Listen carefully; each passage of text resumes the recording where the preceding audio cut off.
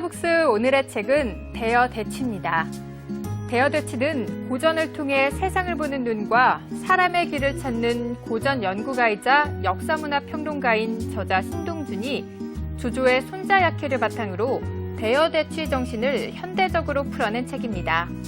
저자는 이 책에서 조조의 지혜가 담긴 손자병법을 통해 임기응변으로 주도권을 지는 방법부터 적과 나의 실력을 알고 싸우는 법, 지략이 뛰어난 자를 활용하는 법 등 크게 주고 크게 얻는 비결들을 알려줍니다. 고전을 통해 세상을 보는 눈과 사람의 길을 찾는 고전 연구가이자 역사문화 평론가 신동준 21세기 전경연구소 소장 모셨습니다. 안녕하세요. 네, 안녕하세요. 예, 반갑습니다. 네, 반갑습니다. 작년 12월에 모시고 네. 거의 1년 만에 이제 모시게 되었는데요. 사실 제가 처음 모셨을 때가 제 첫 방송이었습니다. 아, 네. 예, 그래서 그때 뵙고 또 뵙게 되어서 무척 반갑습니다. 반갑습니다. 지난번에 12월에 모셨을 때는, 작년 12월에 모셨을 때는 그 조조 사람혁명이라는 책으로 모셨는데요. 네네. 그때는 이제 조조에 대한 이야기를 해주셨고요. 이번에는 고전 중에서 손자병법에 대해서 다룬 책을 쓰셨는데요. 특별히 손자병법에 주목하신 이유가 있으셨나요?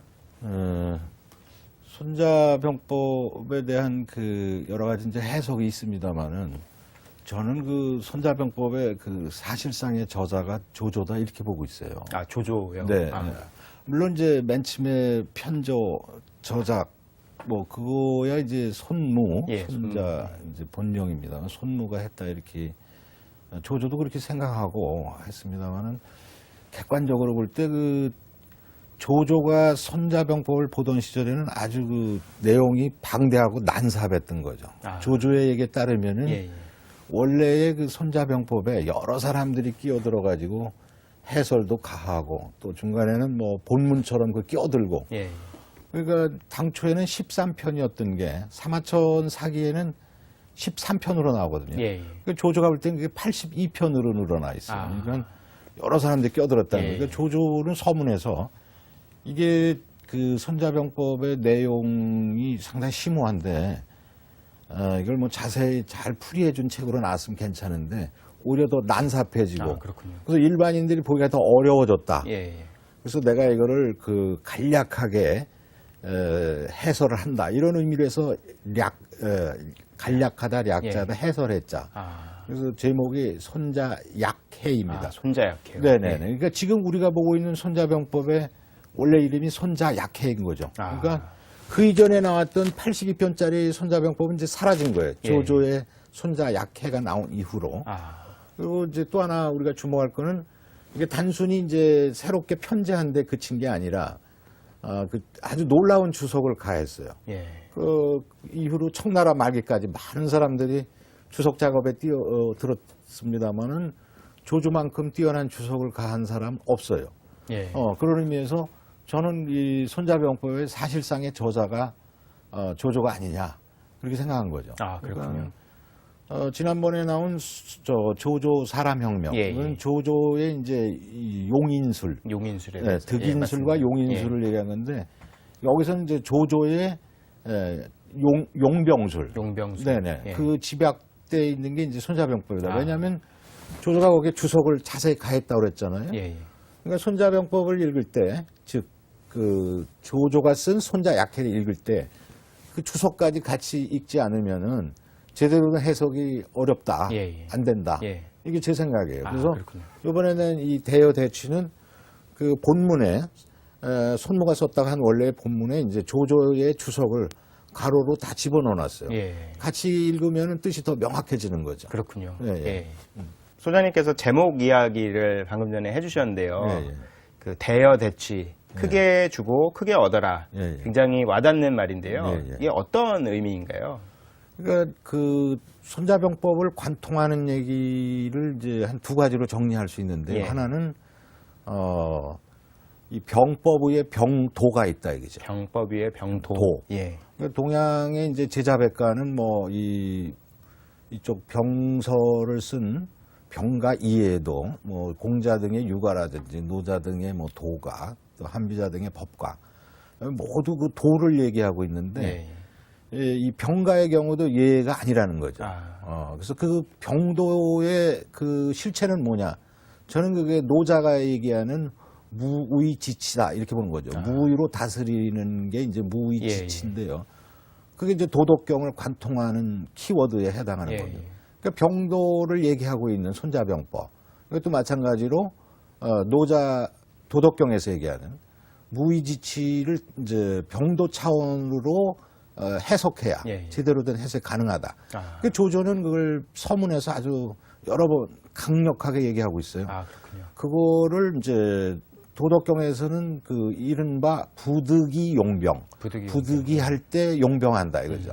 그 조조는 그걸 이제 서문에서는 집이시동, 그러니까 평소에는 무기를 걷어들였다가 불가피하게 전쟁을 하게 될 때 그때 이제 움직인다 이런 취지로 집이시동이라고 그러는데 같은 말이죠. 그러니까 이런 병도의 얘기를 그 병법에 병도가 있다 이 얘기를 해놓은 병서는 뭐 다른 뭐 선빈병법이라든지 뭐 육도삼약에도 간략히 언급이 나옵니다만 이걸 체계적으로 이렇게 맨 앞에서 전쟁은 군국 기무, 국가 존망의 관건이다 이런 식으로 딱 그 대원칙을 얘기하고 그 이어서 이제 병법을 쭉 차례대로 체계적으로 얘기하는 건 손자병법밖에 없어요. 그렇군요. 그러니까 저는 이것이 조조의 공이다. 조조가 편제를 이제 했다고 했지 않습니까? 그러니까 사마천이 봤을 때 13편하고 조조가 재편성한 13편이 같은 거냐? 이거에 대해서 확인할 길이 없어요. 왜냐하면은 사기에는 자기가 봤다는 그 구체적인 내용이 안 나오거든요. 다만 13편이다라는 것만. 그 얘기만 나오는데 중요한 거는 전한 초기의 그 무덤, 1970년대 초에 산동성 그 은작산 그 한묘에 나온 죽간에서 그 손자병법하고 손빈병법이 같이 나왔어요. 그래서 그간에 손자병법의 원래 저자가 손무냐 손비냐는 논란이 끝났고 우리가 더 주목해야 될 건 바로 지금 얘기했듯이 그 조조가 정리했던 현재의 손자병법 이것이 그 죽간본하고 거의 일치한 거죠. 이 얘기는 뭐냐면 82편으로 내려온 전래 손자병법을 조조가 원본을 어떻게 봤는지는 모르겠습니다만 정확히 원래의 모습으로 복원시켰다라는 얘기가 되는 거죠. 그러니까 조조가 이 병법서 또 병가사상의 전개에서 아주 중요한 역할을 했다. 그렇게 볼 수 있습니다. 그게 보통 사람들한테는 안 알려진 것 같고요. 그렇죠. 특히 이제 조조하면 주로 전쟁터에서 그냥 평생을 보냈다라고만 알고 있는데 직접 그럼 어떤 지필이나 이런 걸 한 건가요? 아니면 학자들을 시켜서 이렇게 했던 건가요? 조조 스스로가 했어요. 조조는 그 이 손자 약해 이해에도 스스로 병서를 쓴 게 여러 건데요. 근데 그게 지금 하나도 전해지지 않고 있죠. 지금 오직 전해지고 있는 건 바로 이 손자병법, 원래 손자병법 이제 손자 약해만 지금 전해지고 있는 거죠. 그렇군요. 네네. 그 예전 이 손자병법이 나왔을 때 혹은 뭐 조조가 이 책을 다시 이제 편지했을 때 그때는 병법서가 굉장히 많이 대중적으로 퍼질 때인가요? 아니면 그때도 일부 정치인들이나 이제 장수들만 보던 서적이었나요? 저는 그 굉장히 그 널리 퍼져 있는 교양서처럼 널리 퍼져 있었다. 저는 이렇게 보고 있는데요. 그런가요? 사서의 기록에 보면은 사기에 나오는 얘기다가는 집집마다 손자병법과 오자병법을 비치해 놓고 읽었다 이런 표현이 나오거든요. 또 한비자에도 그런 표현이 나오고. 그러니까는 조조는 그러니까 전한제국으로부터 후한까지 이렇게 한 400년 뒤의 얘기인데 그때라고 뭐 달라졌을 리 있겠어요. 그리고 병서에 대한 필요성은 난세 정도, 그 심도가 깊을수록 강해지는 건데, 그러니까 그 후한 말기 삼국시대 전개 과정에서 일반인들 경우도 단순히 비치해 놓은 차원이 아니라 열심히 읽었다 이렇게 봐야 될 거예요. 그러니까 조조가 스스로 그 평생을 전쟁에서 살았습니다만 또 본인 스스로 병법서에 또 병법에 아주 관심이 많았고 또 많은 책을 썼다는 건 뭐냐면은 그 이전에도 그 손자병법 이외에도 상당한 뭐 손빈병법을 포함한 여러 종류의 병서가 계속 내려왔다. 실질적으로 손자약해는 그 각줄 쓰면서 조조가 이 삼화법을 또 많이 언급하고 있는데 그 삼화법을 포함해서 뭐 또 울료자라든지 현존하는 뭐 여러 병서가 있지 않습니까? 이게 계속 내려왔고 손자 또 조조는 서문에서 분명히 얘기했습니다만은 여러 가지 병서를 내가 읽었는데 가장 뛰어난 것은 역시 손자병법이다. 아. 그러면서 그 각주를 예.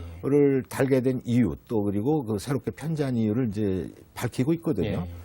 그러니까 난세와 병법서 이거는 불가분의 관계에 있죠. 뗄래야 뗄 수 없는 관계는. 그렇죠. 네. 예. 예. 그러니까 지금 요즘에도 이 경영계에 또 이런 이론이라든지 모델링하고 그럴 때 이 손자병법을 또 많이 인용하고 있거든요. 예. 이것도 뭐 그런 맥락에서 이해하면 될 거예요. 그러니까 지금 시대도 손자병법이 나올 또 예. 조조가 그런 주석을 달 때처럼 그 난세 시대다. 예. 뭐 흔히 얘기해서 지금 경제 전쟁의 시대라는 그렇죠. 거 아닙니까? 맞습니다. 예. 그러니까 뭐 총을 들고 싸우는 것만 전쟁이 아니죠. 그렇죠. 어? 예. 네, 그런 맥락에서 보면은 뭐 이해가 가능할 겁니다. 예. 예. 손자병법이 이제 그래도 가장 많이 필요하고 이제 쓰이는 곳은 전쟁을 할 때일 그렇죠. 텐데요. 예, 예. 그 전쟁이 끊임없이 이어질 때 이제 이기는 것이 중요하고요. 근데 실제로 계속해서 이기는 게 패하지 않고 이기는 게 가능할까요? 아, 그게 있을 수가 없죠. 예. 조조도 여러 번 많이 패했어요. 예. 그리고 패할 때마다 이제 후회하기도 하고 그러는데 중요한 건 우리가 조조의 경우는 그 패했을 때 그 패한 원인을 나름대로 분석을 하고 두 번 다시 실수를 하지 않으려고 하는 거예요. 그리고 그 주석에서도 얘기하고 있습니다만은 자신의 그런 얘기들을 써놨거든요. 예. 그리고 이긴 경우에 대해서도 그 이긴 배경이 뭐냐 나름대로 분석한 걸 예. 써놨고. 근데 또 이거에 대한 이제 해석을 보면은 후대 그 모택동 같은 경우는 예.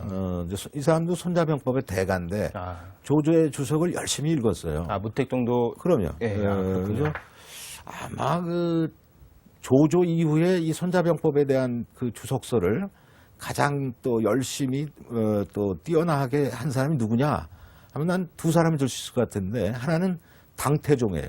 당태종 예. 자체도 또 병법서는 아니지만 예. 장군 이정하고 같이 병법을 논한 게 소위 당리문대거든요.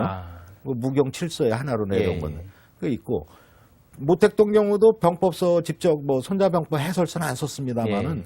모순론이라든지 뭐 이런 예. 그 자기의 저술에 손자병법을 인용한 게 많아요. 그리고 그 이론 그 유격전술 같은 경우 이게 다 손자병법의 전술 전략 이론을 원용한 거거든요. 그런가요? 그렇죠. 예. 그러니까 그 사람의 그 해석이 또 탁월합니다. 예. 그래서 조조와 이제 모택동 다 마찬가지입니다만은 이제 거의 젊은 시절 내지는 평생을 이제 전장터에서 예. 살았는데 그 실패했을 경우 그리고 또 진 경우도 많이 있잖아요. 예.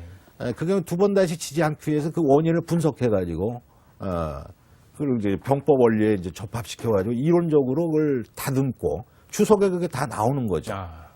조조의 위대함이 거기 있고 지금 말씀하신 대로 전쟁에서는 계속 이기는 게 불가능해요. 예. 또 역설적으로 얘기하면은 계속 이긴다는 거는 결국 이제 한 방 크게 깨질 수 있다. 예. 대패할 수 있는 원인도 돼요. 예컨대 그 초안전 때 예.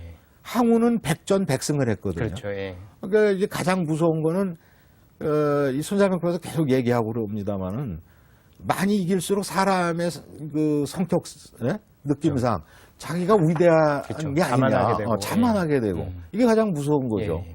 장수의 자만, 예. 군주의 자만, 예. 그러니까 나라를 들어먹고 또 싸움에서 대패하게 돼. 예.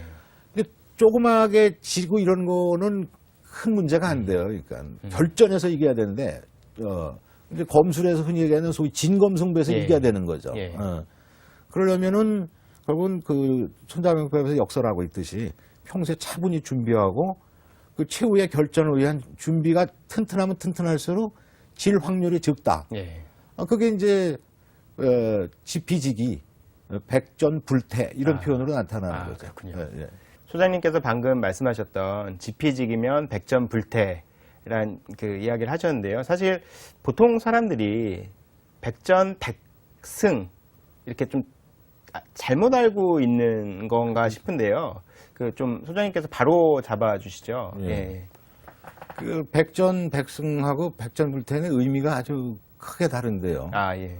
통하는 면도 있어요. 예. 뭐 여러 번 싸우면 매번 이긴다 이런 얘기인데 예. 여기 이제 태자는 위험할 태자거든요. 예. 근데 이제 손자병법에서 얘기하고 싶은 바는 이게 이제 이긴다 이런 표현보다도 그 위험에 빠지지 않는다. 질 소지가 적다. 예, 예. 반드시 이긴다가 아니에요. 예. 이건 이제 왜 그러냐면 전쟁이라는 거는 아무리 그 우수한 뭐 자원도 많고 말이에요. 또 화력 세다 해서 반드시 이긴다는 걸 보장할 수가 없어요. 그렇죠. 예. 그 전쟁 상황에 늘 변하기 때문에 그런 점 때문에 이런 표현을 쓴 거죠. 그다음에 이제 상대방을 알고 나를 모른다든지 또 나를 알고 상대방을 모른다든지 이런 경우는 표현상 이제 일승일부인데 예. 일승일패라는 표현인데 예.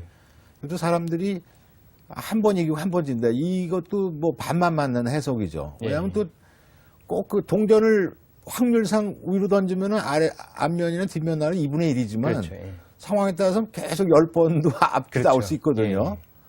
10번 뒤로 나올 수도 있고. 예. 그 전쟁도 약간 큰 틀에서는 승률은 이렇지만 예. 잘 준비해라 이런 취지로 얘기한 거예요. 그리고 이제 또 반대 경우로 나도 모르고 적도 모른다. 그러면 백전백패 또 이런 식으로 얘기를 하는데 원문은 이제 매전 필패죠. 매전 뭐 앞에 나온 거나 비슷한 표현이죠. 예. 매번 이거 위험하다. 예. 싸울 때마다. 아. 또 매번 진다는 것도 아니에요. 예. 그러니까 뭐 흔히 속어로 말해요. 죽기 살기로 2판 4판으로 했을 경우 이길 수도 있어요. 예. 이런 경우는 소가 뒤로 가다가 쥐 잡는 경우예요. 야, 예. 두 번 다시 이런 경우는 없죠. 예. 아. 어쩌다 이길 수도 있겠지만, 그러니까 일종의 이제 과학적인 얘기를 한 거예요. 그렇군요. 준비를 잘하면은, 예. 즉 정보전에서 이기고 충실히 준비하면은 이길 확률이 높죠. 그렇죠. 예, 반드시 맞습니다. 이기는 건 예. 아니고 예. 또 여러 변수가 있으니까. 그다음에 반반이면은 뭐 승률은 이렇고 예. 또 현장에서 직접적인 실전은 뭐 좀 다를 수 있지만 아. 또 반대 경우 예. 나도 모르고 적도 모를 경우는 이건 굉장히 위험하다. 백전백패일 수도 있다. 예. 이렇게 해석하면 될 거예요. 아, 예, 그렇군요. 그러면 손자병법에 잘 지는 법에 대해서도 이야기가 나오나요?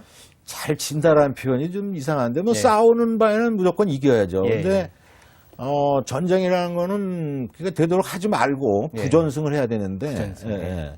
부전승이란 표현도 이건 좀 뭐 세속적으로 쓴 표현이고 여기에서는 이제 부전굴인 싸우지 않고 상대방을 제압한다. 예. 그러니까 부전승 경우는 뭐 스포츠 게임에서 얘기하는 것처럼 뭐 대진표에서 빠져가지고 위로 토너먼트에 올라가는 이런 식으로 해석하시는데 부전굴인하고는 다르죠. 굴인은 상대방을 굴복시킨다는 건데 아. 굴복시키는 방법도 여러 가지예요. 예. 병법에서 얘기하는 거는 마음으로 굴복시키느냐 아니면 또 어떤 무력, 예. 힘을 쓰는 게 아니라 예. 무위, 위세로서 이제 제압하는 경우도 예. 있고 또 하나는 이제 미끼를 줘서 크게 줘서 예. 상대방을 이렇게 뭐 감복시키는 경우도 예. 있고 여러 가지가 있는데 아무튼 부전굴이는 싸우지 않고 제압한다라는 건 이제 부전승하고 의미가 좀 다르죠. 예. 그런 맥락에서 보면은 이 백전백승, 백전 뭐 백패 이런 표현은 그 실질적인 이런 전쟁 상황이나 아니면 또 경제 경영 상황이나 그대로 적용하는 좀 문제가 있지 않느냐 그렇게 예. 생각합니다. 예. 진짜 그 손자병법에 대한 이야기가 점점 흥미로워지는데요. 그 속전속결에 대한 이야기도 한번 해보겠습니다. 그 히틀러가 흔히 이제 서양에서는 이렇게 전격전이라고 해서 그 좀 새로운 어떤 그 병법을 도입을 해서 굉장히 센세이션을 일으켰던 걸로 이렇게 알려져 있는데요. 그 전에 이제 서양의 병법은 주로 지구전을 내세웠다라고 이렇게 알고 있고요. 그렇다라고 하면 손자병법이 서양의 병법보다 훨씬 많이 앞서 있었던 건가요? 어떻게 볼 수 있나요? 그렇다고 봐야죠. 예. 이게 리델 하트라는 이 사람이 이제 서양의 이제 병법 이론에서는 가장 뛰어난 사람을 알려져 있는데, 예. 그 사람의 저서 이제 전략론에는 이제 손자병법 얘기가 대거 인용돼 있거든요. 예. 그러니까 이 사람 주장에 따르면은 서양의 전쟁사는 지구전의 역사예요. 이걸 이제 전격전, 속전속결이나 마찬가지인데, 예. 이쪽으로 전환시킨 사람이 뭐 히틀러였다. 탁월한 뭐 전략가다 이런 식의 평가를 하는데 최근에 뭐 이거에 대한 이제 반대 견해도 있고 그렇습니다만은 객관적으로 보면은 팩트 자체로는 마지노선을 무너뜨린 게 히틀러였거든요. 예. 6년 걸릴 전쟁을 뭐 6주 만에 예. 해치웠다 예. 이랬으니까. 그러면서는 뭐 리델하트의 평가가 뭐 틀리지는 아니라 이렇게 봅니다. 아, 그 서양의 또 역사, 전사를 이렇게 보면은 속전속결의 개념이 없어요. 아, 이게 그런가요? 타격전, 선멸전으로 쭉 그 이어져 왔기 때문에 이에 반해서 동양 경우는 뭐 손자병법이 증언하고 있듯이 싸움은 하여간 무조건 빨리 해야 된다. 왜냐하면 예. 이게 이겨도 남는 게 없어요. 오래 끌면. 그렇죠. 그리고 예. 재정이 피폐해지고 민생이 도탄에 빠지기 때문에 예. 하여간 어떤 전쟁이든 반드시 빨리 끝내라. 그러니까 아까 지는 전쟁에게는 뭐 전쟁은 지려고 하는 건 없는데 예, 예. 하다 보면은 늘 승부가 나기 마련이거든요. 예. 그리고 또 우리는 서로 정의의 전쟁을 한다 이렇게 싸우지 않습니까? 예. 대개 초전에. 그러는데 여기서 이제 장수들의 능력 뭐 여러 가지 천시 지리 이런 게 다 복합적으로 작용해서 결론적으로 한 사람은 지고 이기는데 그렇죠. 이 지는 경우도 빨리 그 타협을 하고 뭐 결국 이제 항복 선언하는 예. 겁니다만은 후위를 노리는 게 낫죠. 아. 끝까지 한다라는 건 뭐 이건 뭐 괴멸을 하거나 옥쇄를 한다 소위 예. 일본 사람들 그런 표현 많이 쓰는데 이거는 그 본인으로서의 뭐 자존심을 하는 건 좋지만은 인민들 경우는 어떻게 되겠어요? 그래서 옥쇄라는 건 1인 당사자 장수는 그럴 수 있어요. 그래서 예. 춘추 시대 경우는 패전한 장수는 스스로 자진하는 게 하나의 관행처럼 돼 있었거든요. 아, 그렇군요. 예. 옥쇄를 하는 거죠. 예. 근데 장수가 그랬다고 해서 병사들까지 넘어서 또 병사들의 그 형제 자매 예. 처자식 나라까지도 망하잖아요. 그래서 그렇죠. 항우하고 유방 싸울 때 항우의 근거지는 이제 장강 아래로 뭐 해수 이쪽 그러니까 뱃사공이 아래로 내려가서 다시 힘을 길러가지고 유방하고 싸우는 게 어떠냐 그러니까 이게 뭐 부영들 병사대 부영을 볼 낯이 없어서 난 뭐 못 가겠다 그리고 예. 자진하지 않습니까? 예. 그러니까 싸움은 이제 항우 스스로도 내가 이렇게 지리라고는 생각지도 못했다. 예. 나는 뭐 그러니까 결국 이 사람 죽을 때 사마천 사기에 보면은 내가 실력이 없어진 게 아니라 하늘이 날 망하겠다. 예. 그러니까 사마천이 욕을 해요. 자기가 실력을 닦지도 않고 또 사람들도 다 끌어들이는 이런 노력도 하지 않고 예. 패한 걸 하늘에 책임 돌리는 게 이게 무책임한 발언이다. 예. 이렇게 질타를 하거든요. 예. 그러니까 비즈니스도 마찬가지예요. 그러니까 열심히 하다가 뭐 안 될 수도 있어요. 예. 지는 경우인데 이 경우도 이제 빨리 포기할 줄 알아요. 예. 계속 붙들고 있으면은 그건 뭐 옥쇄로 하는 거죠. 자기뿐만 아니라 전부 옥쇄로 가는 거죠. 그렇군요. 손자병법에서 또 중요하게 다루고 있는 게 아무래도 병사들을 어떻게 다루는지에 대한 용병일 것 같은데요. 그 좀 포괄적인 이야기이긴 합니다만 용병을 어떻게 해야 된다고 그 손자병법에서는 이야기를 하고 있나요? 이제 그 장수의 리더십 또 군주의 리더십 이렇게 나눠서 할 수 있는데 군주의 리더십은 역시 뭐 장수를 잘 뽑는 거죠. 예. 오늘 양장인데 선양장 예. 좋은 장수를 뽑는 게 이제 예. 관건이고 장수는 역시 그 장수의 리더십인데 장수의 리더십 뭐 여러 가지 많이 나와 있습니다만은 핵심어를 꼽으라면 역시 그 부하들과 함께 일심동체가 되는 거예요. 일심동체. 한 몸이 되는 거죠. 예. 요거를 아주 잘 써놓은 게 이제 오자병법인데 예.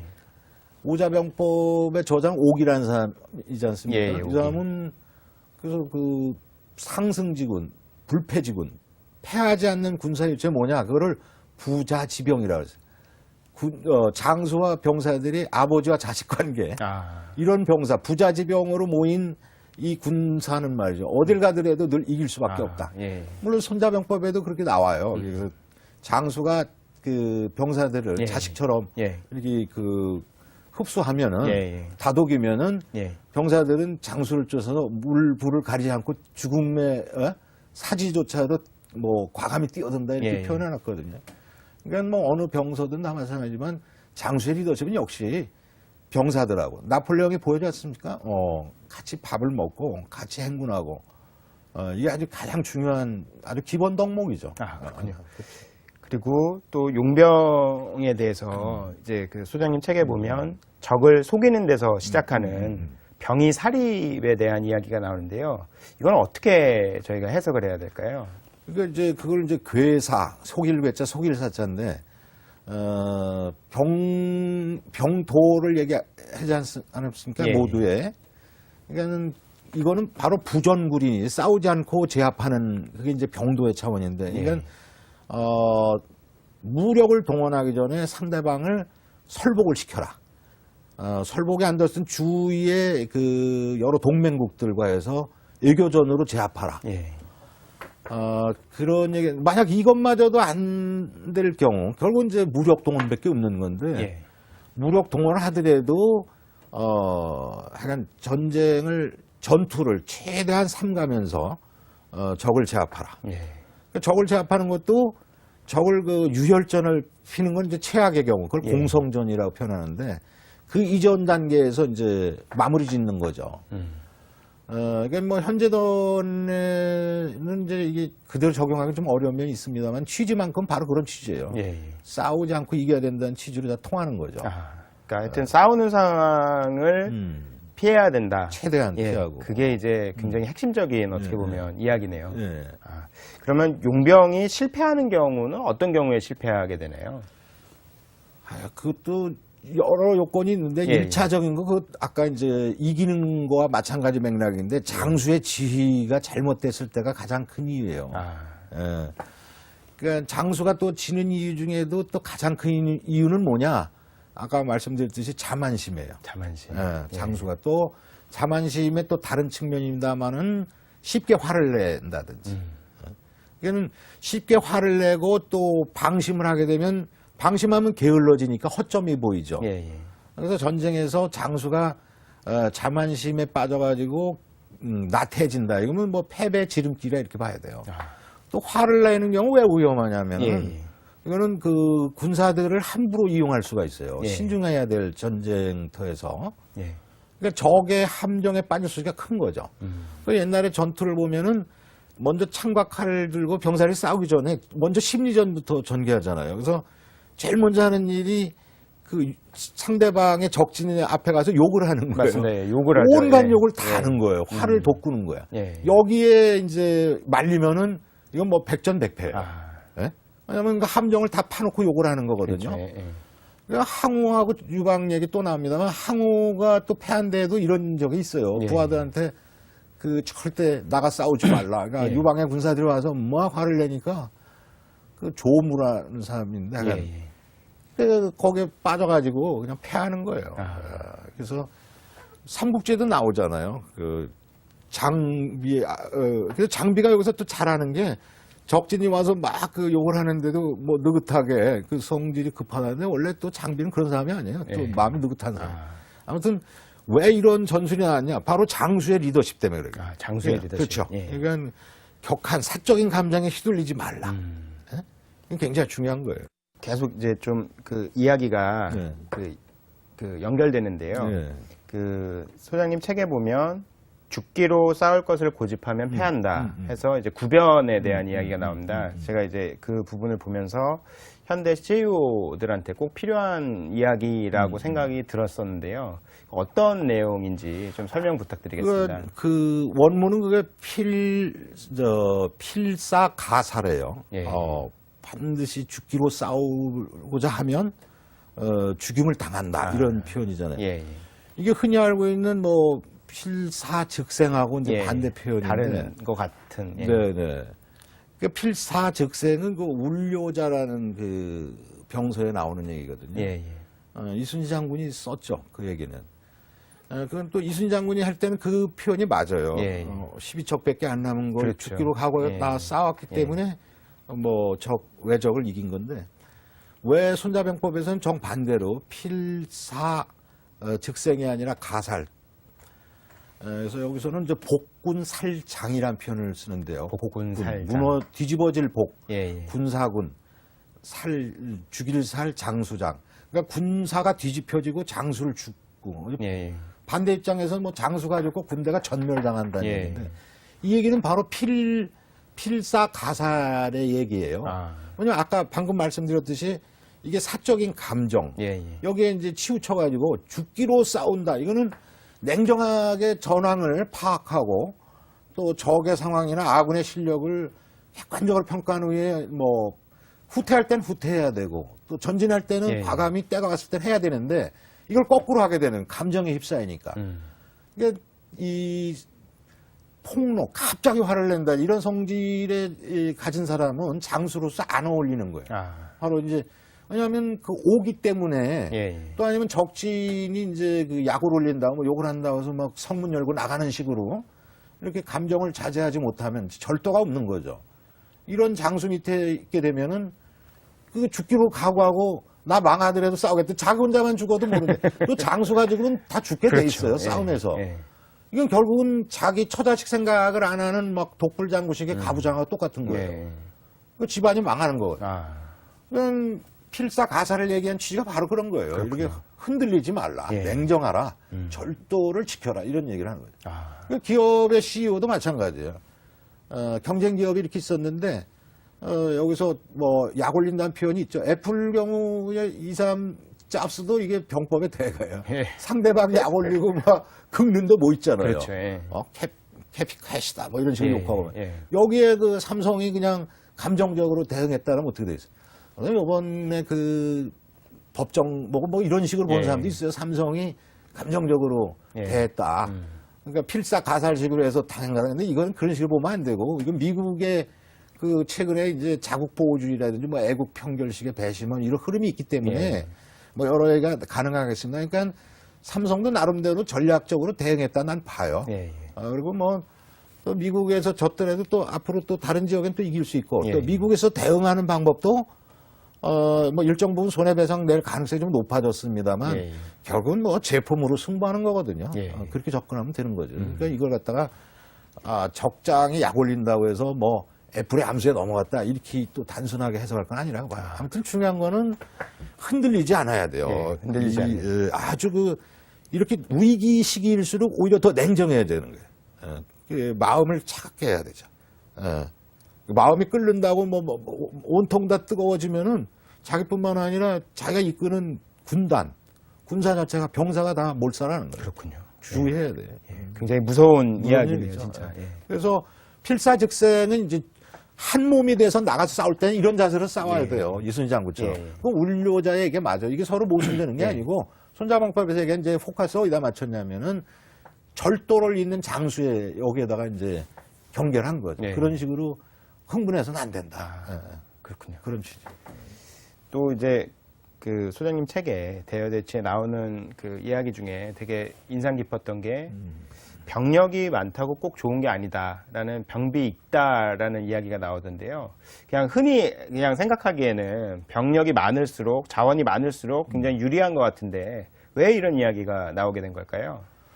이것도 이제 나눠서 볼 필요가 있는데요. 예. 너무 현격한 차이가 나면은 어렵겠죠. 예. 물량 공세나 그런 경우는 없겠습니다. 만약 지금 항공모함 한 대도 없는데 미국하고 싸우면 이기겠어요. 지지. 예. 그러나 죽기 살고 싸우면은 이거 뒤집어질 수 있어요. 그렇다고 미국이 전력을 또 다 기울여 싸우는 건 아니겠지만 예. 전쟁사를 보면은 그 천하를 제패했던 몽골 군단이 말이에요. 베트남을 두세 번 쳐들어갈 때마다 깊숙이 점령하고 그런데 이걸 다스리지 못하는 거예요. 계속 항전하기 때문에 결국은 포기했어요. 예. 이 현대전에도 옛소련 경우 아프가니스탄 들어갔다가 결국 퇴각했죠. 네, 철군했죠. 미국도 예. 사실상 이제 조만간 명분만 찾으려고 하면 퇴각해요. 그렇죠. 예. 이게 전력을 기울여서 다 대국이 소국에 이런 경우가 거의 드물어요. 그리고 또 이걸 대소의 차이가 또 아주 심하지 않을 때는 자칫 망할 수가 있어요. 수나라가 고구려 쳤다가 망하잖아요. 그랬죠. 예. 당태종 그렇게 위대하다는 평가받지만 고구려 3번 쳐다가 다 망했어요. 예. 다 패했다고. 예. 그러니까 이게 어느 나라가 죽기 살기로 말이에요. 군주, 신하, 전 인민이 하나로 똘똘 뭉쳐서 싸우면 이거 못 이기게 돼 있어요. 예. 바로 그러니까, 지금 그게 이제, 중과 부족의 표현인데, 너무 현격한 차이가 나면은, 죽기 살기로 싸울 경우는 아주 드문 경우인데, 또 이게 반드시 모든 물자라든지 병력이 많다고 이기는 거냐? 그건 아니라는 거예요. 그래서 여기서 순야병법에서, 반드시 병력이 많다고 좋은 게 아니다. 이렇게 표현한 거는 이런 싸움의 여러 가지 가능성. 그건 병법의 얘기는 다 뭐 모든 게 우세한 사람이 이긴다라면 병법이 왜 필요하겠어요? 예, 예. 그러니까 병법에서 얘기한 요체는 그런 경우에 많은 병력을 가지고 우수한 자원을 가진 그 상대방을 이길 수 있는 비법을 얘기하고 있는 건 뭐냐? 기정병용이에요. 예. 정병술, 정규전 말고도 비대칭적 전투라는 게 있잖아요. 그렇죠. 예. 그게 이제 게릴라전이라든지 또 이 기습전이라든지 복병전이라든지 아주 다양한 적에 있는데 이런 이제 기할 기자 기병술이잖아요. 기병술 섞어 써야 돼. 그러니까 불리하면 불리할수록 이때는 기병술을 동원해야만 돼요. 그렇군요. 예. 정반대로 이제 여러 물량이 강하다면 정규전으로 그렇군요. 타격을 가하는 게 유리하죠. 그러니까 이 상황에 따라서 섞어 써야 돼요. 그러니까 예. 병력이 또 많다고 다 이긴 것도 아니고, 그러니까 싸움에서도 장수와 병사들의 마음가짐, 죽기가 살기로 싸우느냐. 예. 다른 병사에도 다만 얘기합니다만은 뭐 한 명이 말이야 일당 100, 일당 1000 이게 가능할 수가 있어요. 예. 죽음을 내놓고 싸우는 사람이 무서운 거예요. 그렇죠. 이게 결사대를 구성하는 거예요. 그래서 물론 계백장군처럼 뭐 결사대 구사했는데도 그냥 안팎으로 밀려드니까 이게 진짜 중과부적으로 예. 패한 거죠. 만약 그때도 사실 백제가 다 그냥 똘똘 뭉쳤다면 당나라하고 뭐 양면 협공 받았긴 했습니다만 어떻게 될지도 모르는데 그냥 이미 당시 이제 분위기가 넘어갔기 그렇죠. 때문에. 예. 하여튼 일반적인 얘기를 얘기하면은 중과부족에서 그런 상황을 안 만들기 위해서 노력을 준비를 해야 되고 그것도 어쩌다 할 수 없이 이제 붙게 됐을 경우 전력 차이가 나잖아. 현가가 차이가 나잖아. 이런 결국 할 수 없이 기병수를 써야 돼요. 조조 경우가 이제 자기 얘기를 많이 하는데 이 초기에 그 동탁이라든지 뭐 원소하고 이게 비교가 안 되잖아요. 그렇죠. 힘이 힘이 달리고. 약했죠, 조조가. 예. 이때 기병수를 많이 써요. 그럼 나중에 힘이 강해진다면 정병수를 많이 보세요. 그렇군요. 정규전으로 많이 예, 나가요. 예. 지금까지 이제 손자병법에 대한 이야기를 쭉 소장님하고 나눠봤는데요. 예. 그렇다면 지금의 우리가 손자병법에서 얻을 수 있는 교훈은 어떤 게 있을까요?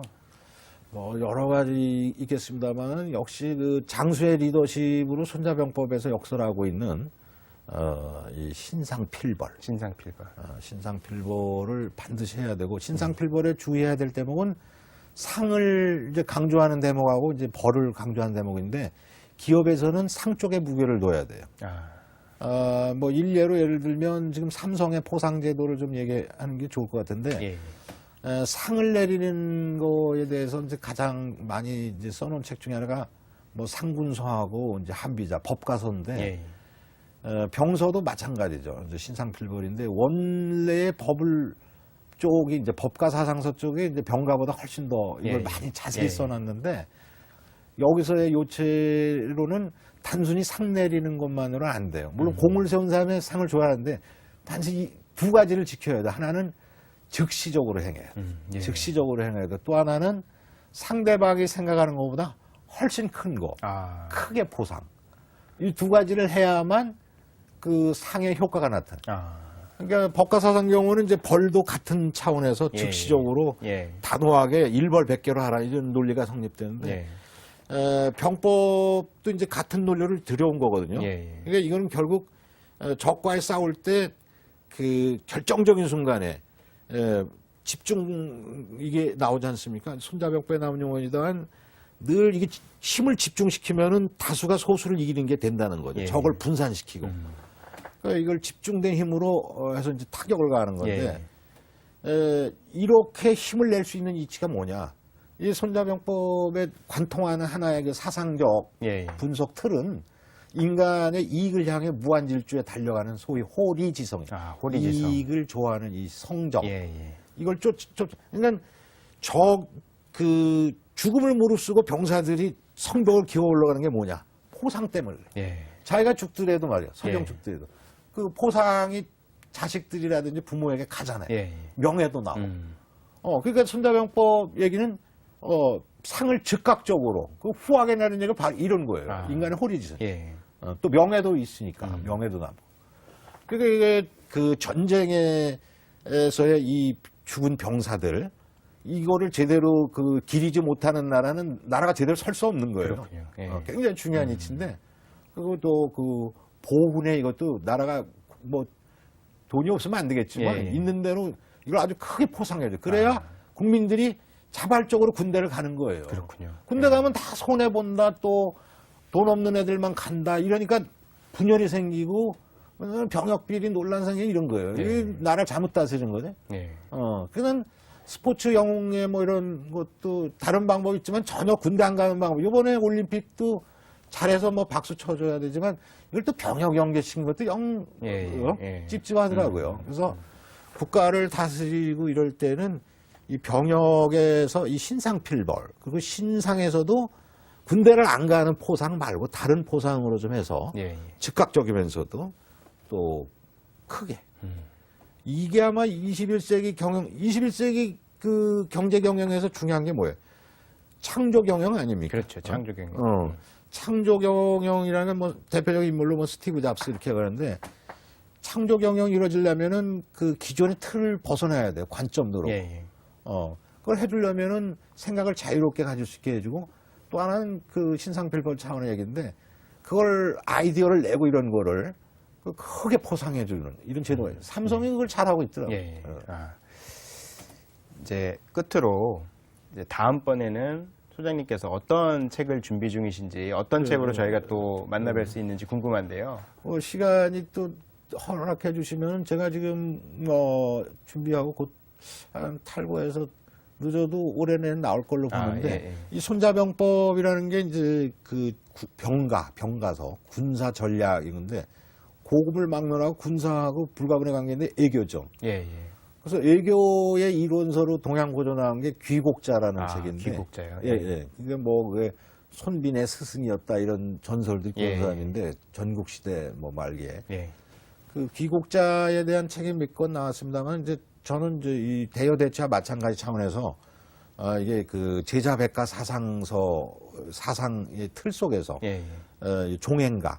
그래서 얘기하면 뭐 애교학파죠. 애교학파가 점유하고 있는 위치 그리고 이들의 근본 생각 뭐냐. 그러니까 이건 이제 병가하고 똑같이 종행도가 있어요. 여기서부터 봐야지 이것도 자꾸 종행술만 보니까 잘 못 보는 거예요. 제가 그거 올해 내로 탈고가 돼서 뭐 시간 있으면 또 불러주시죠. 알겠습니다. 기대가 많이 되고요.